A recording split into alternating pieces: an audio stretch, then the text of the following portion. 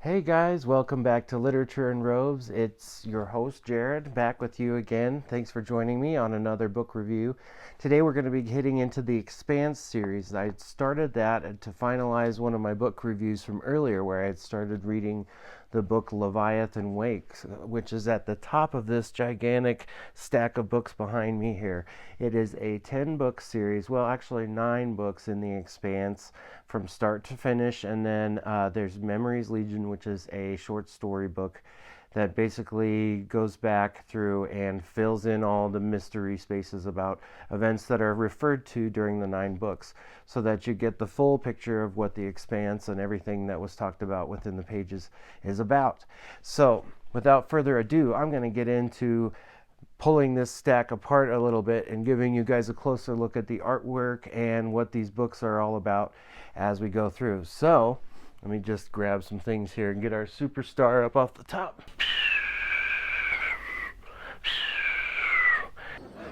You're crazy. These books are excellent. I gave this book, Leviathan Wakes, a 4.9 out of 5 robes last time on the channel. I want to say that this one has probably been the book that has held up the most, or at least to the 4.9 star rating. It was so packed with action, mystery. It only had 2 main point of view characters that you read from, which established basically one through character, James Holden, almost like a James T. Kirk kind of guy. And the other character in this, even though they come to a certain type of end, their story's not quite over yet either. So as we learn, as we go through these, the second book, which I hadn't reviewed yet, and I'm just going to get the review out of the way right off the bat, give it the robes rating. This one was probably a 4.7 robes out of 5 for me. I will say that it was a good story. I can't say anything bad about how these first 5 books were written. So good and tasty? With pacing that just keeps the story moving. The characters are interesting, as they do in a lot of these books. After the first one, the point of view characters expands from 2 to 4, and we have 4 characters in this one, and the political landscape seems to open up a little bit more in Caliban's War. We've come to an end here where there's a proto-molecule, and I'm going to have to spoil some of this, because if you haven't read the first bit, or at least watched the TV series, you'll probably not know what we're talking about anyway, so you might want to go watch another video or just pick these books up and start reading them, because in the end they're all going to be really good.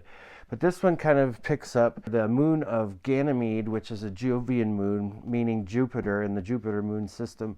And it's basically referred to as the breadbasket of the outer planets. And it's a place where they have genetically engineered crops, where they can cultivate food and provide it for the humans that are existing out beyond the inner planets, which are pretty proficient at making their own oxygen, water, and sustaining life pretty well. But out in the deep of space, a lot of that is harder to control and get to people. So the networks that you were explained in the first book are definitely set up. But as we discover, there's some nefarious characters in the background who are trying to continue to do some secret stuff about this proto-molecule, we find out.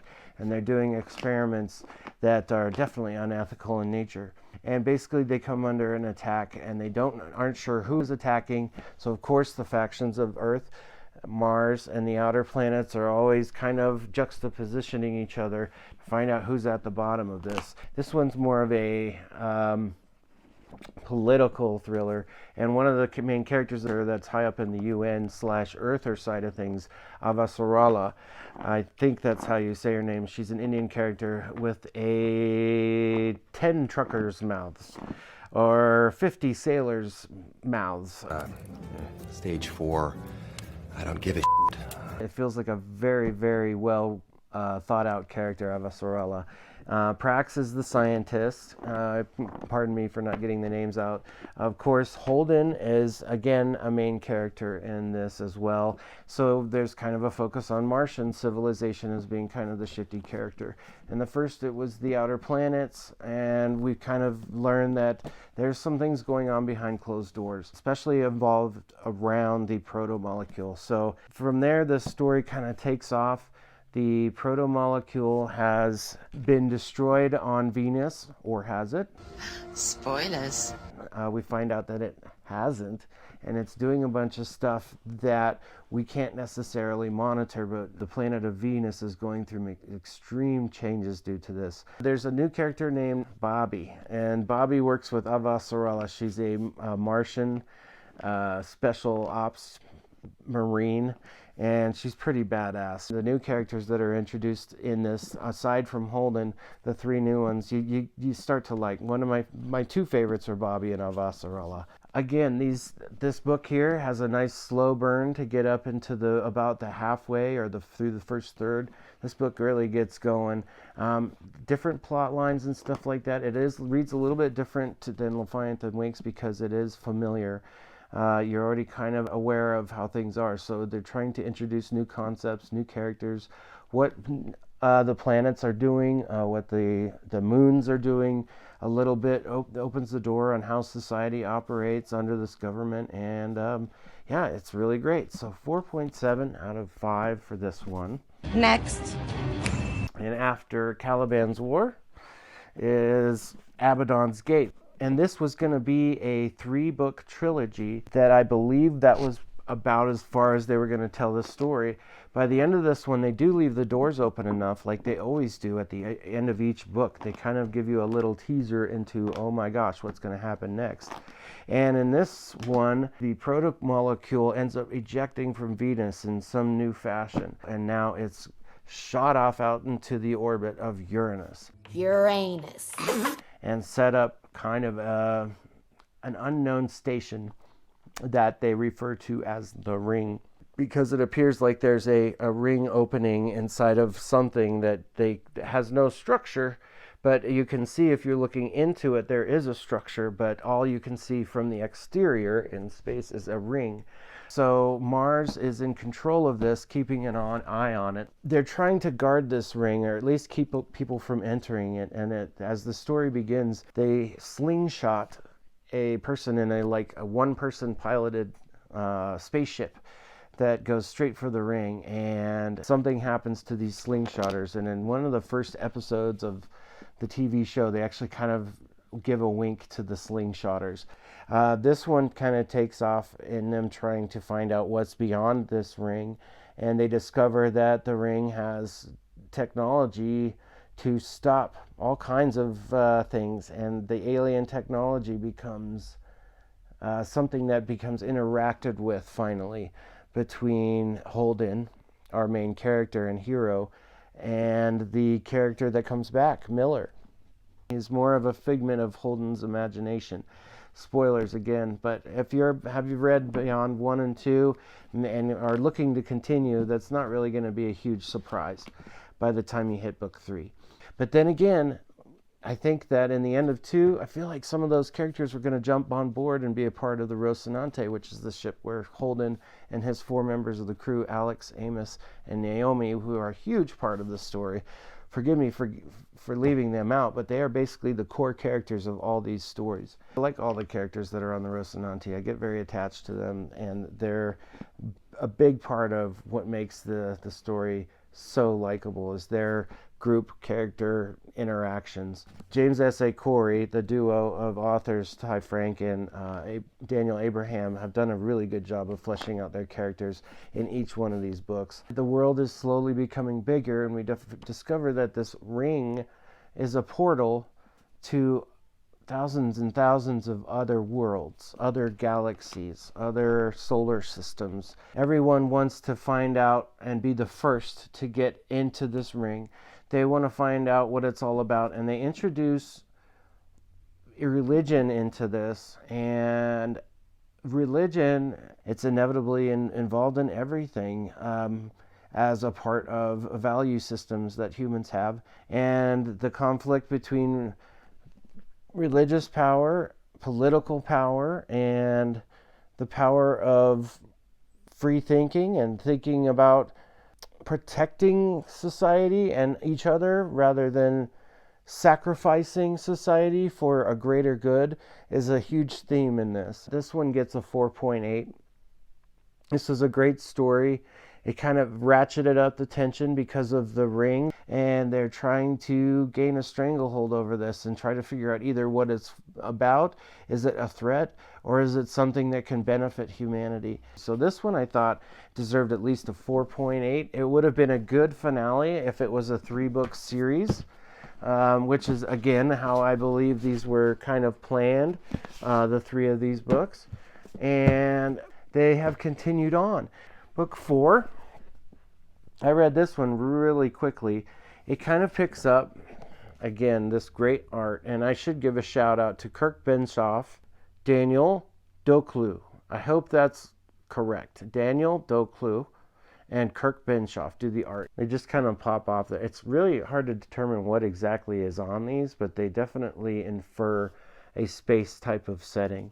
Anyway, this one is a book. It could be read as a standalone because it is about, again, the crew of the Rocinante, and they are sent as diplomats to a new planet. After the Abaddon's Gate is solved, I won't say how, but after that one is solved, they find that they can go to other planets. There are certain people that want to go and mine resources, have bought contracts and titles, and apparently the bureaucracy of Earth is just as bad as the bureaucracy of space.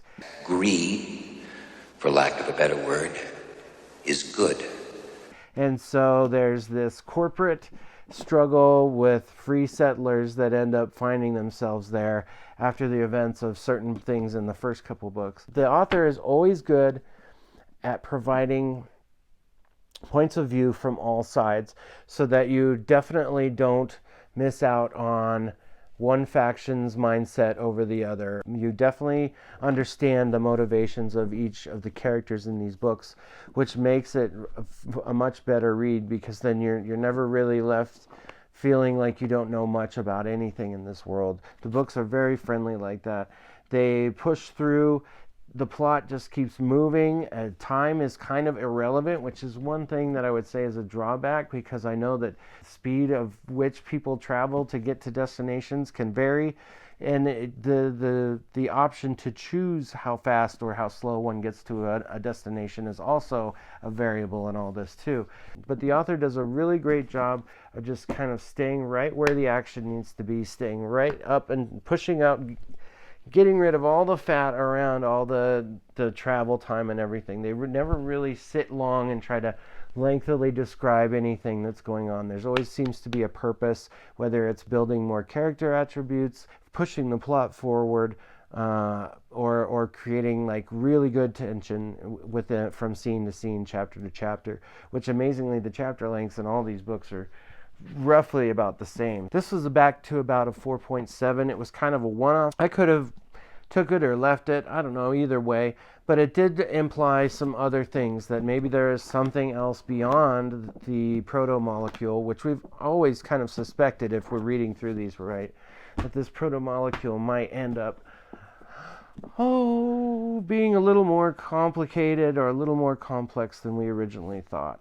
This is very complicated. Nemesis Games as book 5, and this one feels kind of like a start to yet another trilogy, because there's a lot of dangling plot threads by the end of this book. There does seem to be a nefarious something, man behind the curtain, someone operating in the shadows. The characters in this one are all from the Rocinante, so the authors have decided that they are going to tell each of the Rocinante's characters from each of their points of view. However, they're not all in the same ship this time. So that makes sense that they would split it up. And at first it kind of set me off, because like, I don't want to read just from them in the ship. How am I going to know about what else is going on? But you discover that in this book, they all separate and take another path out into different destinations. So The Rocinante took a beating in the last book, so it needs some repairs. So it's at Tycho Station, which is out in the outer planets, the belt, and it's getting repairs. And so somebody has to stay there to monitor the repairs. It ends up being Holden. Alex, the pilot, ends up getting called out to Mars because homesickness. People feel homesick. I would too, I would think, if I were out in space months and years at a time, forced to live in a box. It would take a lot of psychological fortitude to live a life like this. And it's a few hundred years in the future, but the authors definitely mention that it's still an unnatural type of struggle. It's not something that the human minds are made for. Being in a gravity environment is what we're designed for. And proof of that is just in a couple examples. Giving birth, gravity helps with going to the bathroom. My poop is coming! It's really important for your intestinal tract to keep pushing that stuff down. So I've learned a lot in these books. Got it. So this one right here was really good, though. All the characters split up. One goes to Earth, one goes to Mars, one goes out to these belters, and one stays with the ship. This book shows the darker side of each of our characters. The past that has been kept from us in the first 4 books is finally kind of revealed in here. They've all been holding their cards to their chest for unknown reasons. And I imagine that with enough time, the authors could have come around to them all sharing their stories. But actually having them live through their stories seems to have more of an impact, especially on me as the reader. So we are immersed in what could have beens, the where they came from, the why they are the way they are, and why the author alluded to certain regrets that maybe some of the crew members were holding. And it really opens up their world for you. We're never really separated from that proto-molecule story for long, even though a lot of these books paint a picture about how humans interact with one another. It's really a study in social psychology. Whether you live on Earth and have everything you need, all the abundant resources, a blue sky, clouds, rain, oxygen for eternity, or at least for a long time. Mars, you have a separate set of concerns, although it is a very heavily cultured society. There's a lot of money that has been invested in Mars, and so Mars in these stories becomes kind of a richer society, and they do provide themselves with nicer things. They have domes, they have gardens, they have figured out ways to cultivate Mars, and they're still trying to, I believe, make it into a greener planet, but right now it's heavy in resources and things like that. So the mindset of Mars people isn't that they live in a world of things they're taking for granted, but they realize that it is a struggle and they do have to work, and the nicer that they make things, the better off their lives are. Then you move out to the outer planets, and there is no guarantee of oxygen, no guarantee of water. There's very little for them to trade unless they are associated with some asteroid mining group or a water collecting group or a food producing network like on Ganymede. Do you need more peanut butter? No, I'm good. They're not really tied to a home world, so what is it they have to live for? These differences inevitably become points of argument between these earthbound, Mars-bound, and space-bound societies. But planetary identity and space identity all take a front seat in this. And then if you come and find a new world, what does that mean for the people that live on that world? What kind of a world that will welcome people to it? How do we know that those worlds are actually going to be something that will coexist with humans? And they do answer some of those questions in this 4th book, but the 5th book kind of delves into what I was just talking about, and it was a great book. I really like Nemesis Games. I thought it wasn't going to be my favorite, but then it really came together, and again, like I said, it didn't really wrap up a whole lot. It felt like a first book in a series because we're introduced to a very, very good villain, and we learn a lot more about Naomi. We also discover that there's some extra person or extra faction out there that has a great interest in continuing to do research on the proto-molecule. And we've also learned that I think we're going to find that all three factions are going to eventually find a way to kumbaya and get together and work against whatever this new shadowy bad thing is that's out there. So for now, yes, I'm going to give Nemesis Games a 4.85 out of 5 robes. So 4.85, 4.7, 4.8, 4.7, 4.9. That's how it's done. I really suggest watching the show, because the show does faithfully at least adapt itself to the first couple books in these in this series. The characters are close to what I would think. I would think Amos was slightly bigger than the person who's cast, and the person who's cast for Avasarala, she needs to be able to cuss and curse and be just nasty. Otherwise, I mean, she does a good job, but in the books, oh God, you need to have that. You just gotta have that. Oh my God. I'm gonna take a break off of these for just one book, because it's kind of a thick book. And I'm going to tell you really briefly about that before I go. What I'm reading next is by a new author, just published their first book, Gaurav Mohanty. Gaurav Mohanty, Sons of Darkness. This was kind of a groundbreaker, I've heard. First entry into the world of writing books. I've read the prologue. It reminds me a little bit of Joe Abercrombie. Not quite as... not quite as... That's a 10. But it's still yummy. It smells good. It smells good. It's not as tasty, but it smells really good. I'm going to say that. Hopefully my next review will be about Sons of Darkness by Gaurav Mohanty. Anyway, that's it, guys. Thank you very much for watching it again. Hope you all have a wonderful day. And remember, keep reading.